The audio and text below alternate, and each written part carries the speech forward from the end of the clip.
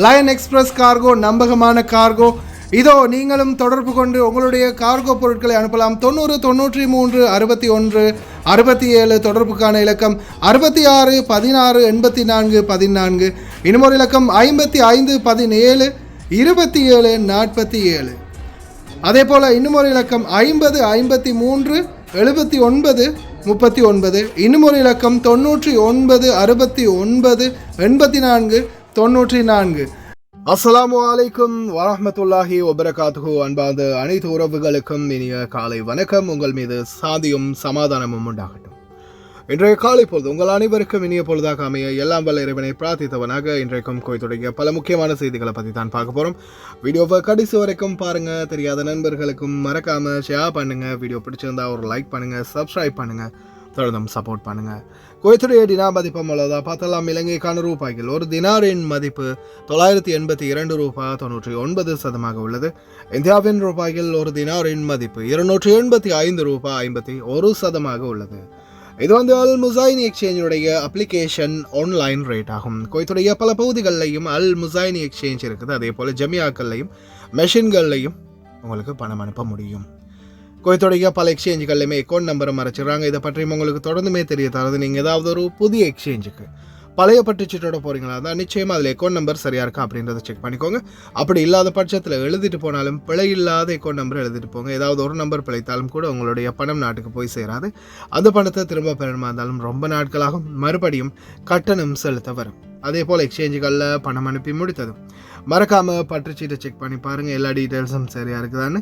ஏன்னா நீங்கள் சரியான டீட்டெயில்ஸ் கொடுத்துருந்தாலும் எக்ஸ்சேஞ்சில் வேலை பார்க்குறவங்க பிளவுறதுக்கும் வாய்ப்பு இருக்குது. அது மாதிரி பலருக்குமே நடந்திருக்கு.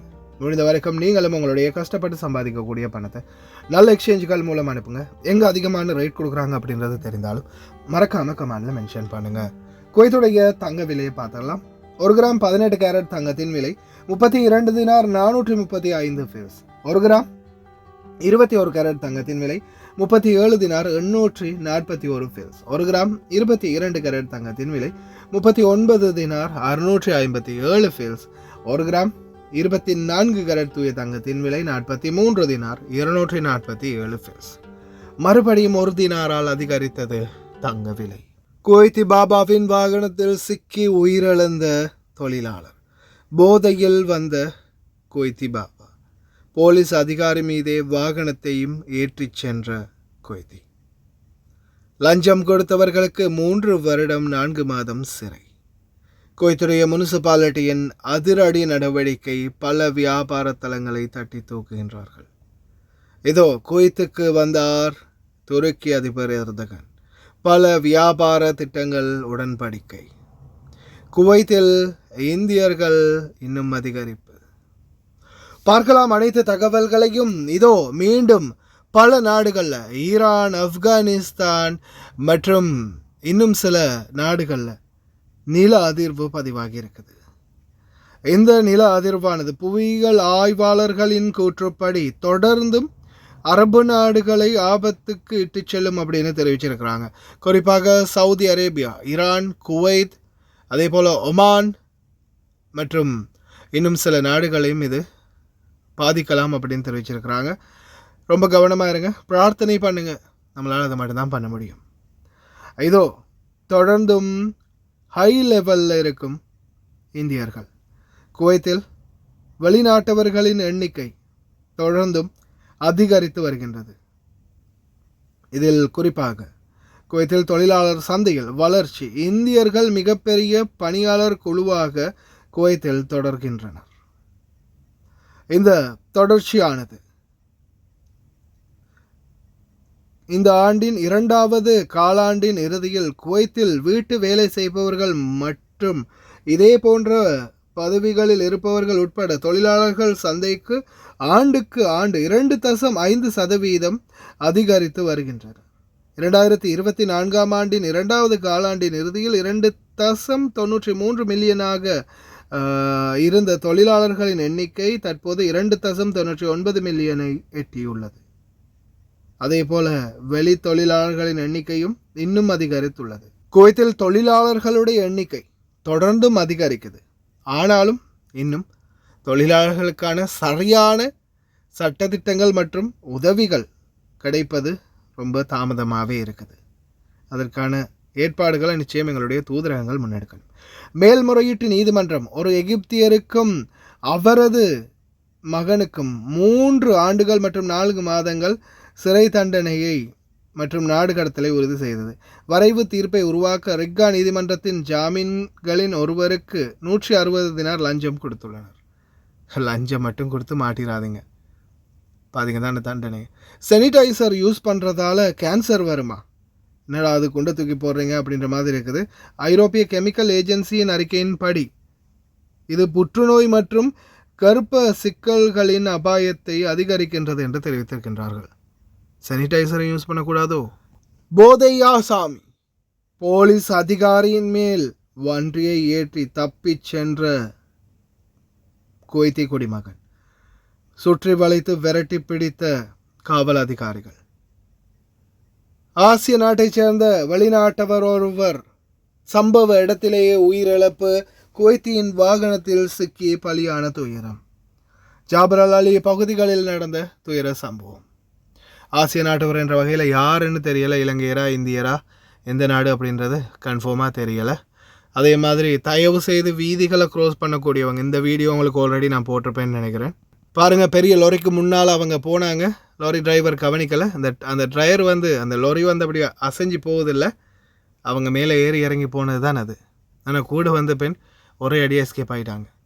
தயவு செய்து ரொம்ப கவனம், ரோடுகளில் வண்டிகளை க்ராஸ் பண்ணும்போது ரொம்ப கவனமாக பார்த்து க்ராஸ் பண்ணுங்கள். அதே மாதிரி இந்த நாட்டை பொறுத்த வரையில் நம்மளுக்கு விபத்துக்குள்ளாகி ஒரு வேளை காயத்தோடு தப்பிச்சோம்னா, அதுவும் ரோட் க்ரோஸ் ஆகினது ராங்காக க்ரோஸ் ஆகியிருந்தோம்னா கடைசியில் நம்மளுக்கு அது விபரீதம், நம்ம மேலே வழக்கு தொடருவாங்க.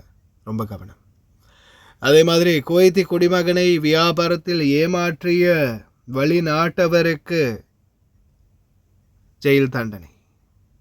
வியாபாரத்தில் குவைத்தி குடிமகனை வெளிநாட்டவர் ஏமாத்துற மாதிரியே தான் நிறைய வியாபாரங்களில் குவைத்தி குடிமக்கள் வெளிநாட்டவர்களை ஏமாற்றுவாங்க. கடைசியில் பிஸ்னஸ் டல் ஆகிடுச்சு, பிஸ்னஸில் லாபம் இல்லை அப்படின்ற மாதிரி சில நேரங்களில் அவங்க போட்ட முதல்ல மட்டும் எப்படியாவது எடுத்துகிட்டு நம்ம தலையில் எல்லா நஷ்டத்தையும் கட்டி விட்டுருவாங்க. எப்போவுமே நீங்கள் கூட்டாக சேர்ந்து குவைத்திகளோட பிஸ்னஸ் பண்ணுறீங்களா இருந்தால் சரியான முறையில் எக்ரிமெண்ட் பண்ணி எல்லா பேப்பர் டாக்குமெண்ட்ஸும் சரியாக ரெடி பண்ணி வச்சுக்கோங்க. எந்த நேரத்தில் வேணாலும் கைவிடலாம், எந்த நேரத்தில் வேணாலும் அவங்க மாறலாம். அதே போல் குவைத்துடைய முனிசிபாலிட்டி தொடர்ந்துமே பல பகுதிகளிலையும் சோதனைகளை தீவிரமாக முன்னெடுத்து வராங்க. இந்த தீவிர சோதனை முன்னெடுப்பில் பல பகுதிகளிலையும் வாகனங்கள், அதாவது ஃபேஹில் பகுதிகளில் இப்போ குறிப்பாகவே பார்த்திங்கன்னா பல வாகனங்கள் அனுமதி இல்லாமல் வியாபாரம் செய்யக்கூடிய இந்த பக்காலாக்கள், மொபைல் க்ரோசரிகள் சீஸ் பண்ணப்படுது. குளிர்காலம் ஆரம்பிக்குது, நிறைய பேர் இந்த மாதிரி சின்ன சின்ன பெட்டி கடைகளை பிஸ்னஸ்களை தொடங்குறதுக்காக ஸ்டார்ட் பண்ணுவாங்க. ஆனால் சிலர் அனுமதியே இல்லாமல், எந்த ஒரு லைசன்ஸும் இல்லாமல் இந்த மாதிரி கடைகளை நடத்துவாங்க. அப்படி நடத்தும்போது இப்படி பிடிச்சாங்கன்னா நீங்கள் தொழிலாளராக இருக்கும்போது உங்களையும் சேர்த்து தான் பிடிச்சிட்டு போவாங்க. அதனால் ரொம்ப கவனம். இந்த மாதிரி கடைகளுக்கு பக்காலாக்களுக்கு வேலைக்கு போகிறீங்களா இருந்தால் அவங்க அனுமதி பெற்றுக்கிறாங்களா, லைசன்ஸ் எல்லாம் சரியாக இருக்குதா அப்படின்றத செக் பண்ணி பார்த்து கேட்டு விசாரிச்சே போங்க. அப்படி இல்லாமல் கடைசியில் பிரச்சனைகளில் மாட்டிக்காதீங்க. இந்த வண்டியை மட்டும் சீஸ் பண்ண மாட்டாங்க, கூட அதில் வேலை பார்க்குற தொழிலாளரையும் சேர்த்து தான் கைது பண்ணுவாங்க அப்படின்றத மறக்காமல் ஞாபகத்தில் வச்சுக்கோங்க. குவைத் நாட்டுக்கு நேற்றைய தினம் துருக்கி அதிபர் எர்தகன் அவர்கள் வந்திருந்தார். அதே மாதிரி பல எக்ரிமெண்ட்களை போட்டிருக்காங்க. கடல் போக்குவரத்து ஒப்பந்தம், கடற்படையினரின் சான்றிதழ்களை பரஸ்பரம் அங்கீகரிப்பதற்கான புரிந்துணர்வு ஒப்பந்தம், எரிசக்தி துறையில் துருக்கிக்கும் குவைத்துக்கும் இடையிலான ஒத்துழைப்புக்கான புரிந்துணர்வு ஒப்பந்தம், இரு நாடுகளுக்கும் இடையே நேரடி முதலீட்டை ஊக்குவிப்பதற்கான புரிந்துணர்வு ஒப்பந்தம், இப்படி பல ஒப்பந்தங்களை முன் வச்சிருக்கிறாங்க. அதே மாதிரி பல உள்ளூர் வியாபார திட்டங்கள், இறக்குமதி ஏற்றுமதிகள் எல்லாம் பார்த்திங்கன்னா ரெடி ஆகுது. துருக்கியிலிருந்து ஆன் த வே குவைத். நம்ம நாட்டு அதிபர்கள் தலைவர்களும் அரபு நாடுகளோட நல்ல உடன்படிக்கையோடு நல்ல புரிந்துணர்வோடு செயல்பட்டாங்கன்னா நம்ம நாட்டுக்கும் நிறைய உதவிகள் கிடைக்கும். அரபு நாடுகளை வச்சு நிறைய உதவிகள் வாங்க முடியும். ஆனால் நம் நாட்டு அரசாங்கமோ அதிகாரிகளோ அதை பற்றி முயற்சி எடுக்கிறதும் இல்லை, அதை பற்றி சிந்திக்கிறதும் இல்லை. அரபு நாடுகள் உதவி பண்ண தயாராக இருக்கிறாங்க. அவங்கள்ட்ட உதவிக்கான பணம் கொட்டி கிடக்குது. அதை சரியான முறையில் அணுகி அதை வாங்கி எடுக்கிறதுக்கு நம்ம அரசாங்க அதிகாரிகளுக்கும் அரசாங்கத்துக்கும் ஆரம்பத்திலேருந்து ஒரு முயற்சி இல்லாமல் இருக்குது. பார்க்கலாம் இலங்கை அரசாங்கம் இனியாவது செயல்படுமான்னு. السلام عليكم.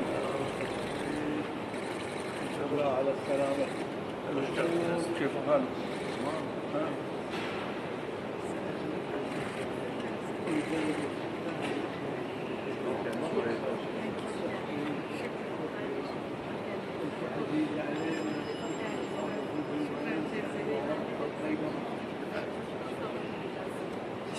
آمين.